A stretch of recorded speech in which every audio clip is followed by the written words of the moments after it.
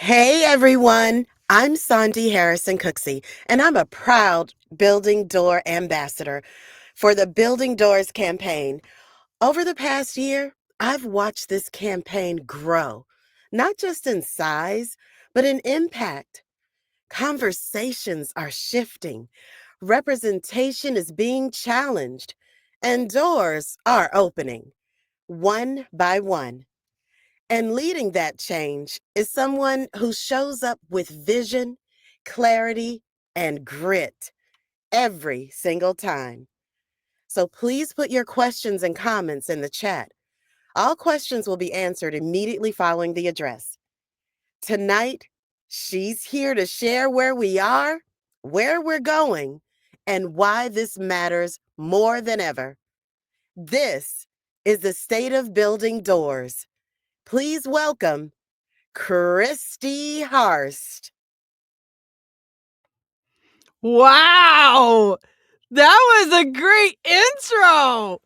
Sandy Harrison Cooksey, ladies and gentlemen. Thank you. Wow. That was very impressive. I need to pause now. Here we go. When I was in high school and college, I worked at 3 different country clubs as a server and a hostess. 2 of those clubs had a men's grill. It was a place where no women were allowed, just a place for men to be men. I remember thinking how crazy it was, even back then, that such a sexist place existed. Years later, after working in many different industries and all different types of offices, I can say with much confidence there are still plenty of proverbial men's grills out there. They are rooms where it doesn't matter how hard you've worked, doesn't matter how skilled you are, talented, or how many awards you've won. If you're a woman, you're not welcome.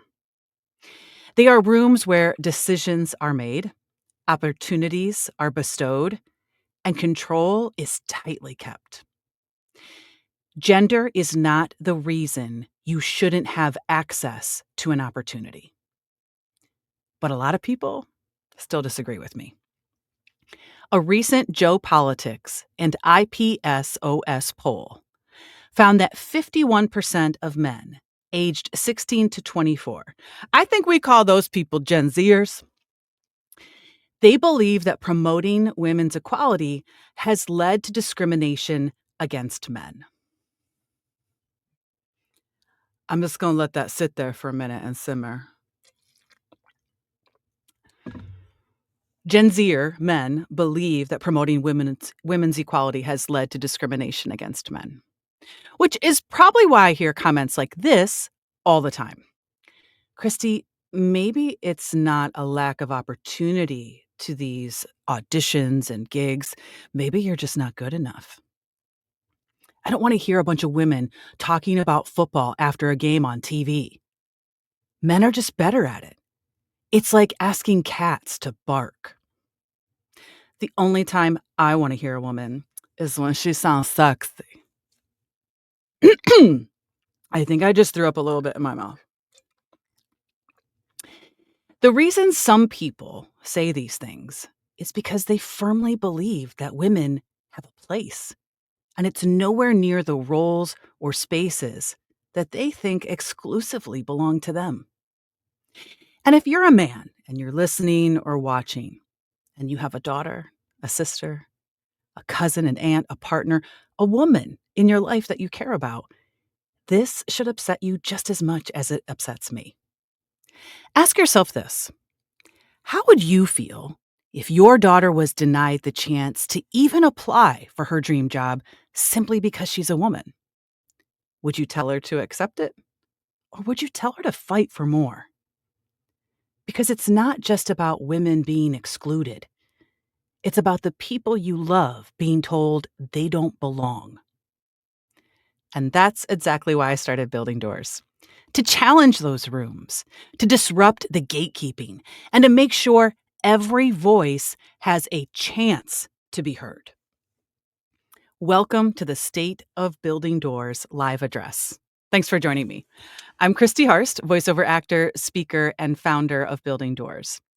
Today, I'm going to share why I launched the campaign, reveal new data that strengthens the case for gender equality in voiceover, outline our goals for the coming year, and explain why the mission matters and how you can help us build doors around the world.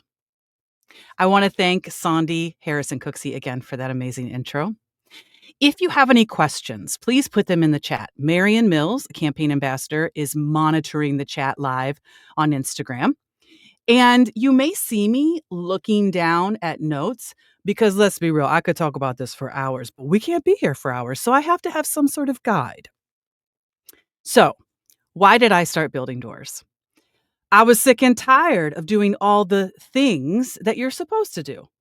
All the things that people tell you that you have to do to succeed, and not getting any closer to my goal of voicing for male-dominated sports promos. A prominent LA agent told me that opportunities for women in these spaces were few and to go make my own noise. Well, since there was no door for me to knock on and no door for me to kick in, I decided to partner with women around the world and build one. Building Doors advocates for equal opportunities in voiceover by showcasing female voice actors revoicing ads that were originally voiced by men in male-dominated genres like sports, cars, and tech. What started as just a few social media posts because I was kind of angry has turned into something that some people have even called a movement. The success of the campaign has allowed us to have direct conversations, face to face, with major brands like the Cleveland Cavaliers, Valvoline, and Press X to Play Gaming. We are proud to have a growing community of supporters in 13 different countries. What? Oh no, let's not use that sound effect. We should use the wah, wah, wah, wah. We have been featured on nearly 24 podcasts, and we've shown up at in-person events like the ESPNW conference in Brooklyn, New York. And that is thanks to Such a Voice and Paul Schmidt, who sponsored that trip. And we've also appeared at American Advertising Association meetings. And at the beginning of this month, we announced our community partnership with Source Elements. Wah, wah, wah, wah. We've also built an engaged and fierce online community. Our community may be small, like we don't have 10K, 20K, 30K followers, but the followers that we have are so engaged and they show up. Building Doors has made real, tangible impact, and we have real stories to prove it. We regularly hear from women. Okay, we're just going to pause. Every voice actor has that word, or maybe there's two words, where every time you say them, you're like, oh God, please don't let this word be in the script. And then it shows up and then you like start sweating bullets. That's one of those words for me. Regularly. Regularly. We regularly. It's the ARLY. That's what it is. It's also particularly. Yeah, that's for me. Anyways, all right, time in. We often hear from women who say the campaign has inspired them to create demos in male-dominated genres, advocate for auditions even when the casting call says male voice only, share the Building Doors mission with producers, agents, and decision makers in VO-adjacent industries. There is one story that will forever stay with me because it was completely unexpected. I just woke up one morning, looked at LinkedIn, and I was tagged in a post by Helen Catherine Cernett. I didn't know Helen, but she shared the campaign, and she shared about how the campaign gave her the courage to push for access to a space she hadn't been invited to. She received this casting call, and it was titled, Male, Deep Voice Wanted. I'll do better. I'll do better. That was not good. I'll do better next time. I'll try again later. Anyways, you get the drift. She read the script and she thought to herself, well, yeah, I can do that. There's no reason my voice can't do that. So she reached out to them and said, hey, would you be willing to listen to my audition if I send it in? Not only did they tell Helen, come on, yeah, let's hear your audition. she ended up getting booked for the gig. That is the power of building doors.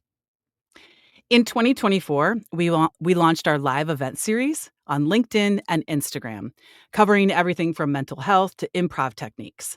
We also launched a podcast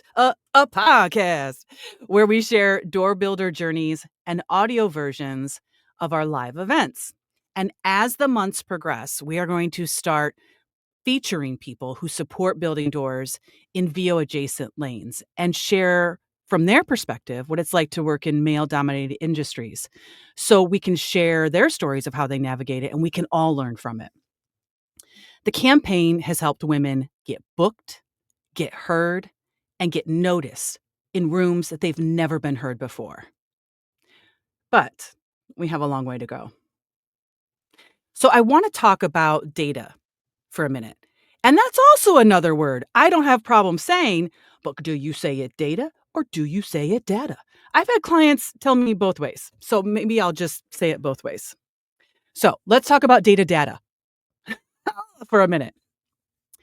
Did you know that last year in 2024, 39% of first-time golfers were women? Yet 84% of the commercials aired during the 2025 Masters were voiced by men. Seems a little lopsided, right?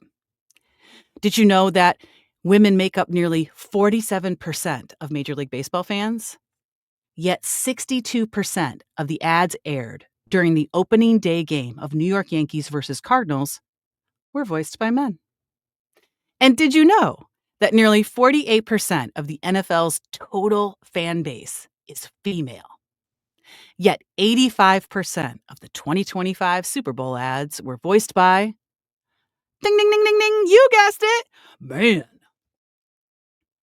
Brands are leaving hundreds of millions of dollars on the table by failing to include more women, both in front of and behind the mic. So why sports? There's all oh, Christy, you're focusing so much on sports. Why? There's so many other industries that are male dominated. Why sports? Because sports broadcasts are where everything converges. Automotive, finance, tech, healthcare, you name it. Sports are our window into every major advertising category. There's not a lot of data out there about voiceover, especially not about women's voices and their perception in advertising. So I just decided to collect it myself. Oh, I was about to do the wah, wah, wah, wah, but I'm not going to. Maybe I should do this. Let's see if if there's Gen Xers, you'll get it. Na na na na na. Do you get it? Dr. Dre, Snoop Dogg. Okay, anyways, all right, going back.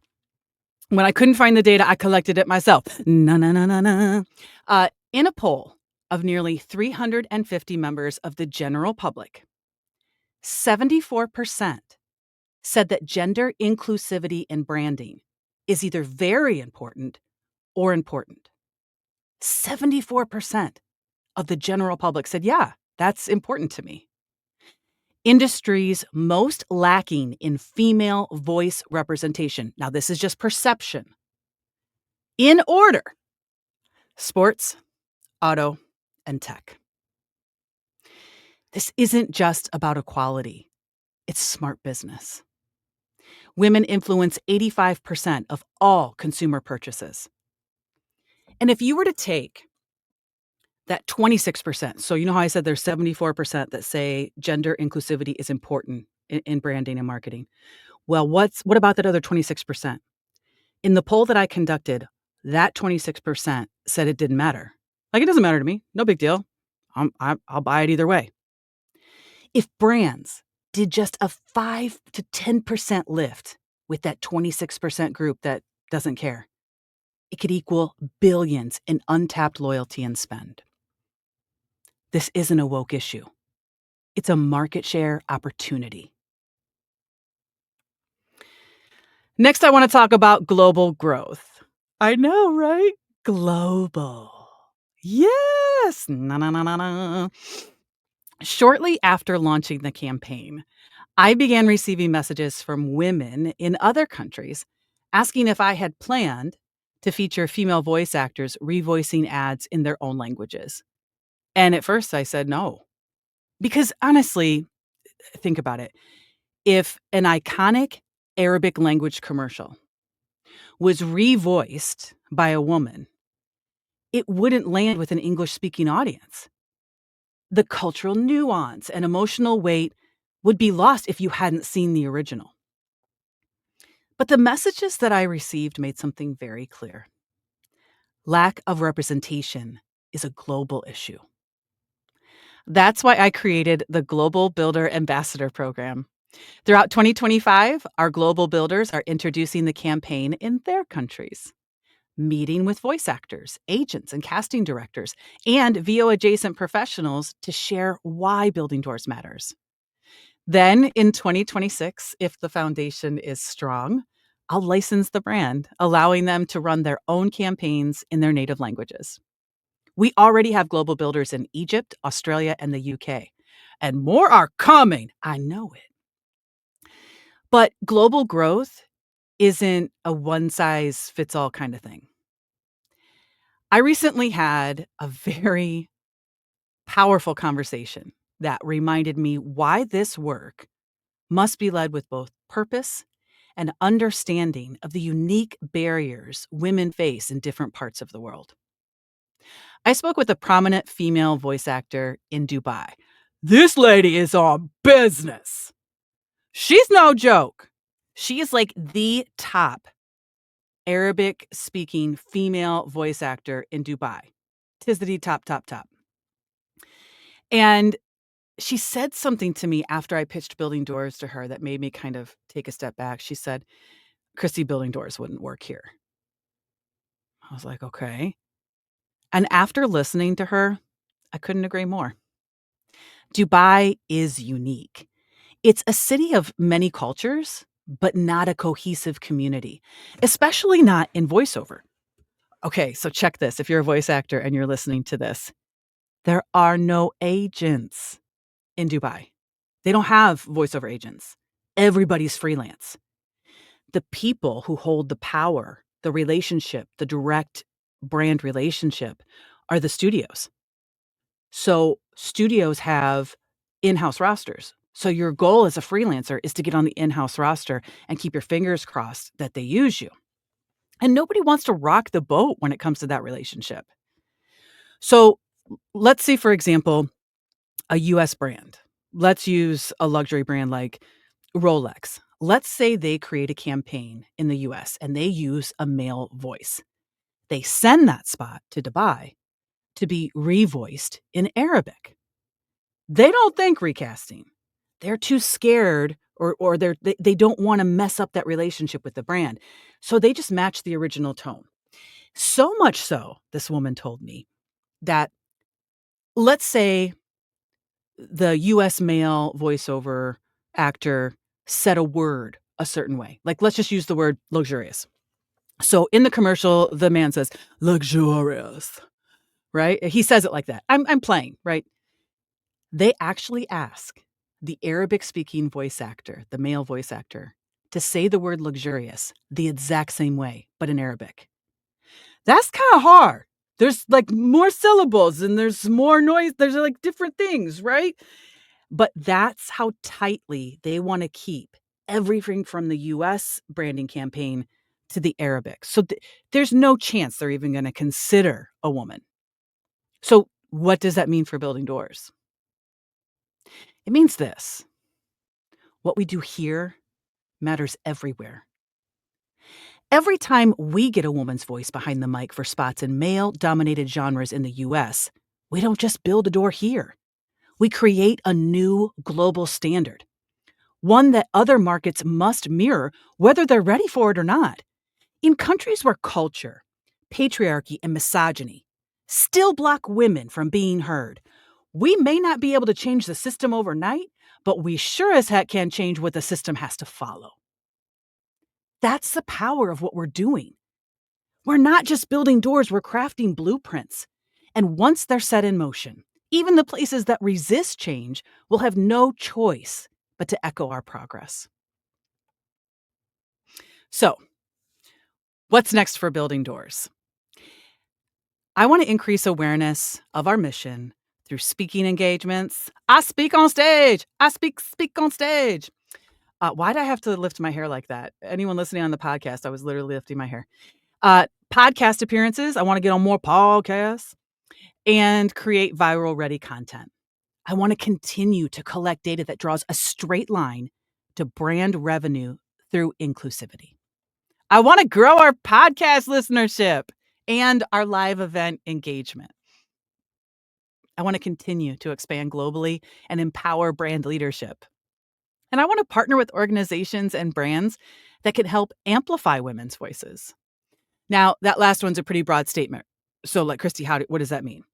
Well, I'll give you an example. In August, Building Doors is partnering with GVAA. We're going to do a webinar, and the whole focus is going to be on empowering women through negotiation and communication. So David Rosenthal will be handling the first part of the workshop and do live role plays of how to negotiate with a client. Because statistically speaking, women do not ask for what they're worth. They don't push for the rate. And then I'll be handling the second half where I'll walk through how I've been able to get to brands like the World Cup, the Cleveland Cavaliers, and share some of the tips that I have used to get to these conversations and also how long it takes to get to some of these conversations. I'm especially proud to share a new partnership with female horse jockey Katie Davis. Katie Davis is no joke. Go follow her on Instagram. She has over 300 wins, a young daughter, and was recently featured in the Netflix documentary Race to the Crown. And in October, oh my gosh, are you ready for this? Na, na, na, na, na. I'll be a featured speaker at the International Sports Convention. They've asked me to present my research on female voices in male-dominated genres as a part of their 3-day pre-conference webinar series that leads up to the in-person one-day event in the UK. So you're probably listening to this and saying, great, this is all great, Christy, but how can I help? How can I help? The first answer is one that a lot of people don't like. And I know they don't like it because I get emails saying, yeah, I can do that, but I want to do more. Like, tag, and share our content. Every share helps get women's voices in front of millions of more eyes and ears than otherwise would have been. I understand that pressing a button doesn't seem like a lot. But in today's day and age, using your voice is more than just opening your mouth.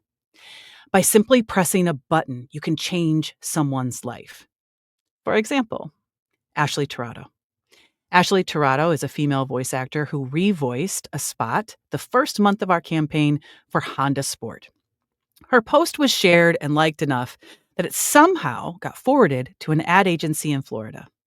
That ad agency in Florida watched Ashley's reel and reached out to her and hired her to voice a slew of Honda spots. You have so much power in your voice and by simply pressing a button. By liking, tagging, and sharing content, it puts the brands on notice. It allows me to say, hey, did you see those 30 or 40 plus tags you got? Let's talk.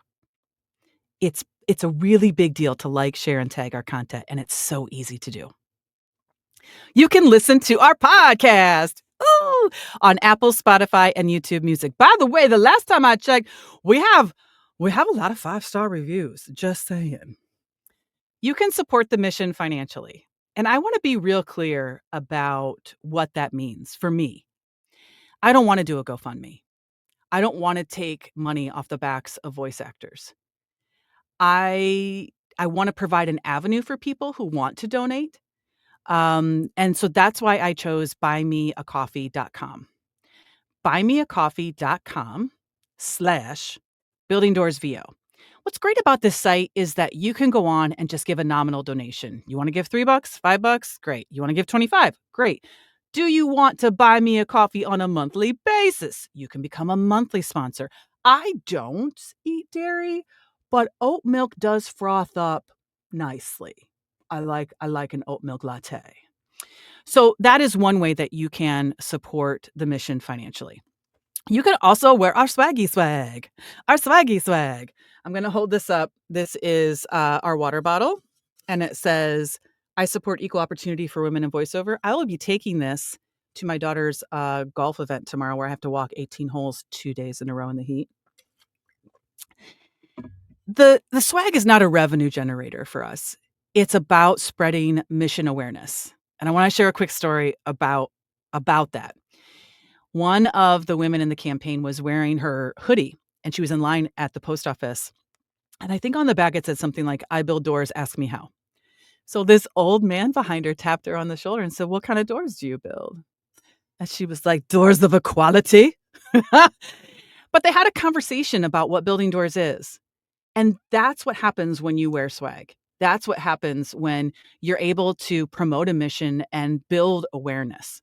I would love to be able to see pictures of our swag in Egypt, Australia, the UK, Florida, California. Amazing. You can also call and leave us a voicemail. I absolutely adore waking up to seeing my Gmail account with a voicemail. It's just a Google number. It's 216-307-1917. 216-307-1917. Leave us a voicemail. Is there something that I said even tonight that resonated with you? Or maybe you didn't agree with it and you want to share your thoughts. We turn these voicemails into content, and it's a great conversation starter, and it's a great way to get your voice heard under the brand of Building Doors. Lastly, if you want to sponsor a podcast episode, a live event, or even the entire campaign, uh, someone did reach out to me recently asking to sponsor a live event. And I want to talk about the live events in the podcast for a minute. Excuse me. John Leno recently hosted, he was actually one of the first to host a LinkedIn Live, and his topic was "Your website sucks. Let's fix it." He got 6 clients as a direct result of that webinar. Earlier in this speech, I talked about how our community may not be 10, 20, 30K, but they're engaged and they support. That is a prime example of how our community shows up. If you show up in service of this community, they show you love back. I also know that there are some women who have reached out to me, and probably women who are watching right now, that want to become a door builder. And so I want to explain a little bit about what that looks like in 2026. We will have open submissions in October. What does submissions mean? It simply means that you email us with links to your work. You can say a little bit about yourself and why you want to be a door builder. A peer committee will choose the 2026 door builders, just as they did for 2025. And I want to repeat this again. A peer committee will choose the door builders, not Christy Harsoli, a peer committee. And we typically, last year, we kept submissions open for 2 weeks, and we broadcast the submissions on, or accepting submissions on, our social media channels. So you can look for those there. There's something I want to share about what it means to be a door builder. It's more than just revoicing a script originally voiced by a man. You can take that reel and use it as a tool in marketing yourself to potential brands. You can take your involvement with the campaign and use it as a tool. But more importantly, when you sign up to be a door builder, you sign up to like every other woman's post and share it to your network every time. If I send an email asking for something, or asking you to go like this post or go do this, it's a commitment of time. There are door builders who have talked about the mission of building doors to their agents, to casting directors, and to clients, and have brokered conversations where the 3 of us get on a Zoom call and we talk about how we advance this mission together. Being a door builder is a commitment, not just to voicing something, but to the mission of equality, not only for yourself, but for all the other women in our industry. There's not many times, in fact, there's only one other time I can think of, where I've been able to stand up and publicly thank people. And when you're caught off guard, you forget a bunch of people, right? So I want to quickly share some gratitude to the following people. Brandon Miller. If you don't know who Brandon Miller is, he's the first person I called and talked about my frustration. And he is the one that helped me map out the idea of building doors. He also has generously volunteered to create every single door builder reel. Sandy Harrison Cooksey and Amy Selma, Marion Mills, Global Builders, Marwa Khalil, Katerina Surtees, and Susie Coleman. My research buddy, Pat Kennedy, Lawrence Payne, steady as a rock. Our 10 campaign ambassadors, all of the door builders, all of these amazing women who have signed up to not only lend their voice, but their time in service. I want to make sure this next thank you is clearly, and the impact or the weight of what I want to say is very clear. I want to give my sincerest gratitude to the voiceover community. If you're listening or watching this and you don't work in the voiceover community, you're missing out. The voiceover community is so generous, beyond supportive, giving. They are by far the best professional community I have ever been associated with. And this campaign wouldn't be what it is, and we wouldn't be a year and 4 or 5 months in without them. I'd like to thank our data entry volunteers. They help track data from sporting events that they would otherwise just be sitting and watching anyways. Jeffrey Mikado, Soraya Butler, and Veronica Berea. And every single person who has ever liked, tagged, or shared our content. When I was growing up, I was always told, always, you're too much, you're too loud, you're too in your face, you're too this, you're too that. Looking back on the last year and 4 months of this campaign, I think about all the people I've met. Oh gosh, the stories I've heard. The stories from women, not only in voiceover, but in male-dominated industries like insurance. And then I think about the progress we have yet to make. And you know what I've realized? I'm not loud enough. If there's one thing I hope you walk away with from today, it's this. Loud is just the beginning. Too much this, too much that. Listen, that's a compliment from now on. And if you think women and other marginalized groups should simmer down, quiet down, I'm so sick of hearing it, you're about to be very uncomfortable for quite some time. Because women are not just half the population. We are driving the economy. We are 70% of consumer spending power, 83% of single parents holding families together, doing 66% of the world's labor and producing 50% of the food that feeds this planet. We have been small and silent for too long. We've been shushed and dismissed for too many decades. Now, right now is the time to be too loud, too bold, and too much.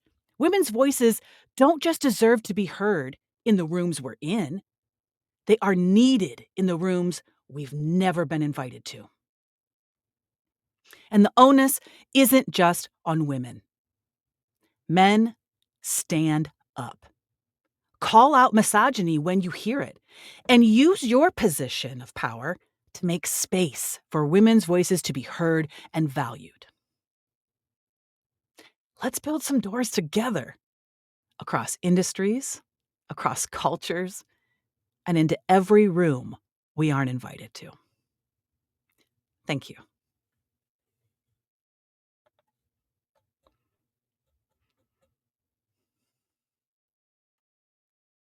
Okay, so I'm going to take some questions now. And I'm going to see over here, Marion has been collecting some comments and questions. So here we go. Michelle said some of the best engagement on social media I have seen. Oh, thanks, Michelle. Yeah, thank you very much. Cheryl said Christy is doing a one-woman show and is on fire. Question. Michelle asked, how and when will you allow for new builders into your community? So I think I addressed that. In the fall, we are going to open up submissions for the 2026 Door Builders. I have yet to decide how that's gonna look. Meaning this year we did 12, and I don't know if we're gonna do more or not. I will say this, even today I had a meeting with a potential partner, a brand, and they had spent some time on our website, and they commented on the reels that they watched of the women. The reels are a powerful tool. And I was interviewed, for an article with Crane's Business, and when I got on the phone with the reporter, he said, "I just spent the last 45 minutes on your site watching all of these women do their thing, and I'm fascinated." So, I know that women revoicing ads traditionally done by men is a powerful tool to advance this mission, and I don't wanna do the same thing every year. I don't wanna do the same old, same old. I need to switch it up, but I haven't decided exactly how that might be switched up next year because I wanna be super creative about it.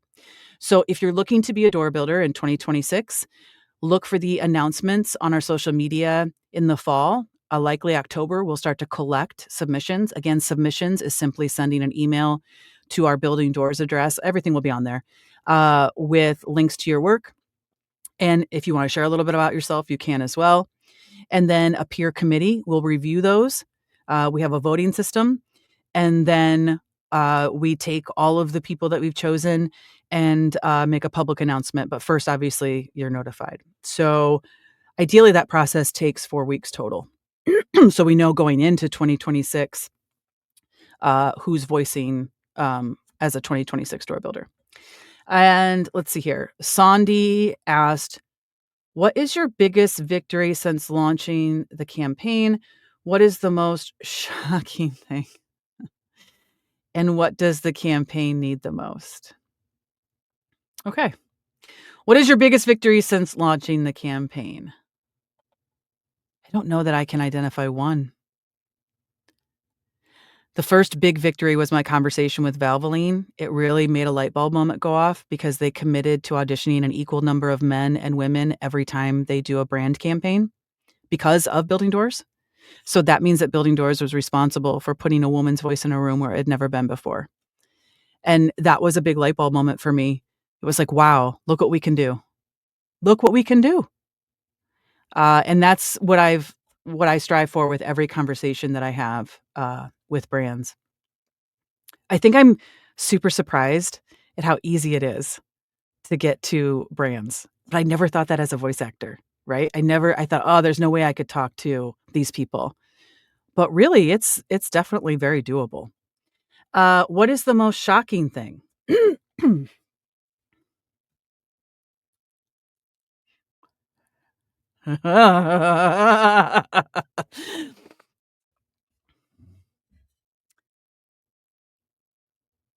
I'm debating how I should answer this. I think 2 things. 1, I am surprised at how many women don't like what I'm doing. That's surprising to me. They let me know. And I would say number 2, there have been moments where not only male voice actors, but men in VO adjacent lanes that I'm pitching Building Doors to, sometimes the things they say that slip out, they think they're well intended, but, um, people are saying the quiet parts out loud. I will say that. People are saying the quiet parts out loud. So that's shocking. And what does the campaign need the most? The campaign needs some funds, some sponsors. I do have volunteers who help me, and I'm terribly grateful for them. I mentioned some of them. Um, but I spend the majority of my time on the campaign, and it would be great to have access to funding via sponsorships from brands to be able to heighten what we're doing. Because right now, funds are what keeps me from going to the next level. And again, I refuse to ask the voiceover community, um, So right now, I'm trying to have strategic meetings with potential brands that are either in the audio space or in VO adjacent lanes that believe in the mission of equality, gender equality, and what we're doing. Because I don't just want anybody, right? I don't want just any money. I want something that makes sense so that they benefit and Building Doors benefits. And then the community of women are the ones that benefit the most. Uh, Diana Duran said, louder for the people who don't believe in data. Listen, data. I love me some data. Listen, I have some data that I'm not ready to share yet, but is super, super powerful. I have a poll on our website. I currently have about 350 people. I mentioned a little bit in the speech about it. If you haven't taken the poll, I highly suggest you go and take the poll. But the things that I am learning is that to make the case for gender equality in voiceover, it's not just something I feel. It's not just an opinion I have. The stats back it up. The stats back it up that women don't have access to the same opportunities that men do in voiceover when it comes to male-centric genres. And sometimes, that makes sense. It makes sense. I'm not trying to male bash or brand bash. We have, I think 30% of our Instagram followers are men. We have men that show up for us and conduct lives, and many who have volunteered to be on the podcast. So I just think that data is the best way to show that change does need to happen in our industry, in this niche, in this section. And it's not just promo, it's commercials too, as clearly evident by the data I've collected from watching the Super Bowl. Our volunteers, data entry volunteers, have watched golf, tennis, baseball, and these are all typically male-dominated sports, and it's pretty always lopsided. It's always pretty lopsided. Okay, so I want to thank everybody who has tuned in to watch. This will be turned into a podcast. You can fold some clothes listening to the podcast. And we'll also live on our YouTube channel so you can rewatch it. Thank you very, very much for all the support that you've given Building Doors. And leave us a voicemail with more of your thoughts if you want. And thank you very much for joining us. Thank you, Marian, for handling the chat. Thank you, Sandy, for the intro. And I hope that you continue to follow us on Instagram and LinkedIn and tune in for our live events and for our podcast. Enjoy your evening. Stay cool. Thanks. Bye.